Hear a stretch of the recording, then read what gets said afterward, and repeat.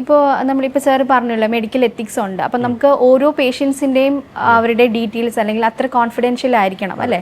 അപ്പോൾ അത് നമ്മൾ ഈ AI-യിലാകുമ്പോൾ അത്ര പർട്ടിക്കുലർലി കൊടുത്താലാണ് അത് കൃത്യമായിട്ട് തരും. അപ്പോൾ അത് ഈ പറഞ്ഞ പോലെ എത്തിക്സിനൊരു ഡിഫറെന്റ് രീതിയിലാണ് അത്.